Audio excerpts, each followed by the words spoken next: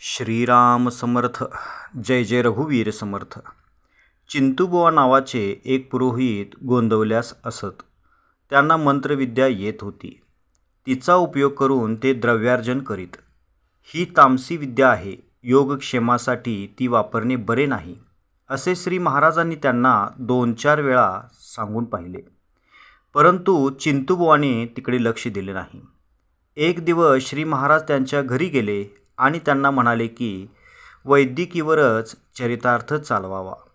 चिंतूबुवांनी स्पष्ट सांगितले की आपला कुटुंब परिवार मोठा असल्याने वैदिकीच्या कमाईवर भागणार नाही.